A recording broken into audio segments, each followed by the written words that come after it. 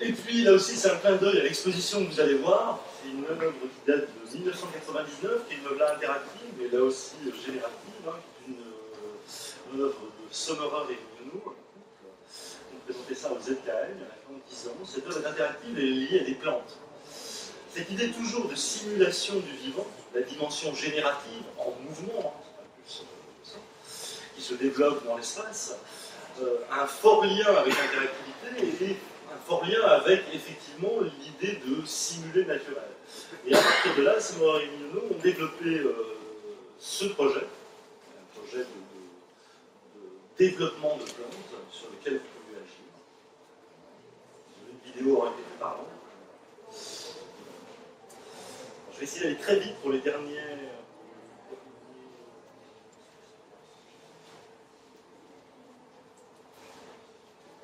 Alors je vais aller très très vite pour parler un peu de graphisme. Quand même, un peu ça. Et pour vous parler d'une expérience d'abord des premiers logiciels, moi, ce qui m'a intéressé, c'est comment était arrivé le graphisme sur ordinateur. Et le graphisme sur ordinateur, il a aussi une histoire étonnante et plus qu'intéressante. Il est lié au travail de Douglas Engelbart, qui est un travail sur l'interactivité. C'est monsieur qui a inventé le clavier et la souris. Et il a travaillé à un moment, pas tout le temps, mais à un moment avec Xerox. C'est une compagnie de recherche, une des plus performantes encore aujourd'hui. Hein, c'est mon travail sur l'encre électronique. Et puis, donc, le premier logiciel sur lequel elle a travaillé, évidemment, ah oui, celui-là.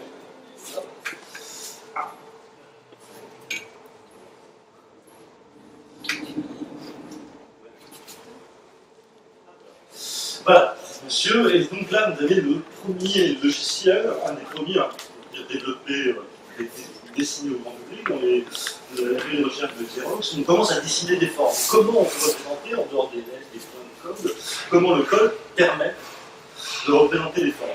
Et très rapidement, nous allons avoir aussi, où on met ces premiers dessins. Et ce qui va donner très rapidement lieu, parce que j'ai pas tout le temps, à ceci. Voilà, la station de travail de Xerox. On va rentrer en détail si j'ai plus de temps pour vous montrer comment on arrive à ce magnifique dessin du moine, tout en haut. Voilà, c'est le premier logiciel de conception graphique destiné au grand public. Alors ce moine, je vais faire un petit saut et aussi un petit clin d'œil au FRAC très rapidement, sur, là je fais vraiment un grand saut dans le temps, sur aujourd'hui ce qu'il est possible de faire mécaniquement et machiniquement. Là, il s'agit d'un bureau de recherche en Allemagne qui travaille sur la Bible. Alors, ce qui était intéressant, vous voyez, c'est un robot qui écrit la Bible. Il écrit la Bible exactement comme un moine l'aurait fait à l'époque des Inclinables. Et ce qui est très intéressant, c'est qu'il ne l'écrit pas plus vite, plus rapidement, pas en... Non. Il va mettre 1 an à écrire la Bible, parce que ce robot a été conçu, ce bras mécanique, a été conçu pour respecter spécifiquement le bras de l'être humain. C'est-à-dire concevoir à la main la Bible à l'époque des Inclinables, donc à l'époque où on écrivait les livres, voilà, il lui faut 8 mois, il va lui falloir 8 mois pour écrire spécifiquement. Il duplique, hein, c'est vraiment comme moi, il duplique très très lentement avec tous les gestes. L'écriture, on va dire, du moine ici.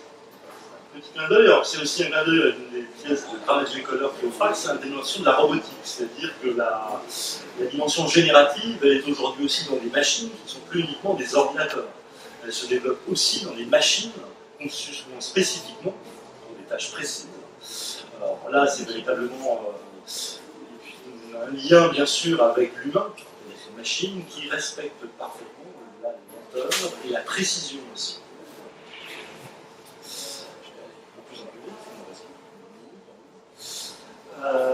Je voulais juste, alors là, je fais un énorme saut dans le temps, hein, le design génératif va se développer avec une personne qui est très importante, je pense aux compagnons en parler peut-être un peu.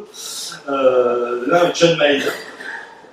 John Maeda, qui est un peu, si vous voulez, le père, l'enseignant majeur du design génératif, enseignant ça, c'est une de ces pièces qui est véritablement sur la typographie et qui est conçu, qui lui a servi, qui lui a permis véritablement, c'était dans plein de la recherche, de créer un logiciel qui s'appelait Design by Number, je vois les formes avec les nombres, qui donnera plus tard naissance à un logiciel aujourd'hui fameux, File Processing. Je termine juste sur un clin d'œil au FRAC, parce que la pièce est ici, elle a été acquise par le FRAC, c'est pas la même chose. C'est une pièce de Marius Valls qui s'appelle Grid Distortion, qui est un hommage, pas un hommage, mais une référence véritablement qui fait référence à l'art optique des années 60, et l'art cinétique, qui développe donc des formes à la fois, bien sûr, de façon générative, mais dans leur dimension où le logiciel utilisé, qui est processing, va de lui-même générer des formes, à l'instar effectivement d'une biologie moléculaire. Donc il laisse ces formes vivre à partir d'un dessin et le tracé, la figure, évolue. Il y aura des accidents, des évolutions. Mais l'idée, c'est que c'est vraiment une forme libre. D'un seul coup, elle échappe bien sûr au dessin premier ou à la conception première de son créateur.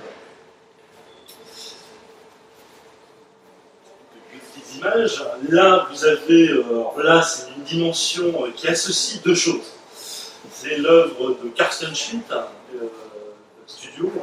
Carsten Schmitt est à la fois graphiste, qui travaille aussi sur l'interactivité.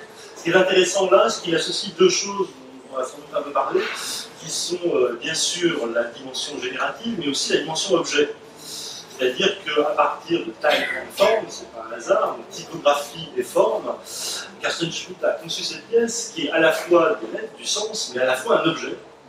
Un objet créé bien sûr par ce qu'on fait aujourd'hui, l'imprimante 3D et les structures Arduino, donc véritablement un objet qui symbolise aujourd'hui le passage véritablement d'une culture de l'écrit à une culture de l'espace, qui est à la fois les deux.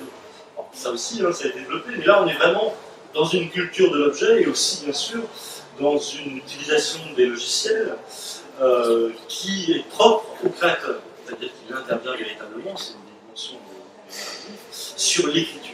Il ne faut jamais oublier qu'aujourd'hui, la dimension, et ça a toujours été, mais la dimension d'écriture de ces logiciels est essentielle. On travaille sur des projets avec un auteur qui, en fonction voilà, du débat, des enjeux du projet à créer, va véritablement intervenir dans le logiciel et va être donc quelque part auteur. Et puis, juste, dernière petite image,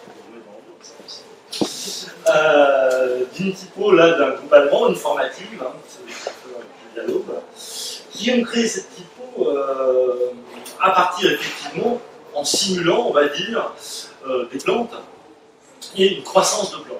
Et c'est important pour ceux qui va suivre, passe à Caroline, parce que quand il a été question de travailler sur le catalogue Archilab, eh bien ça a été effectivement une de nos références visuelles.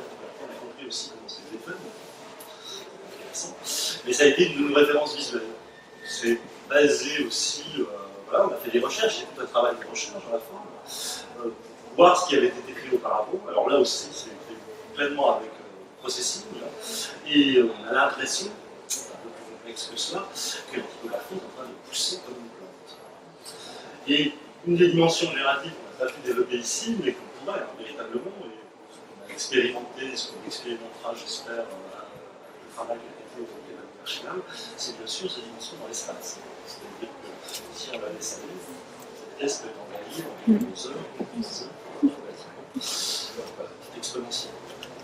Voilà, c'était très court et très dense en termes d'image, mais je pense que voilà, c'était une petite introduction à cette situation.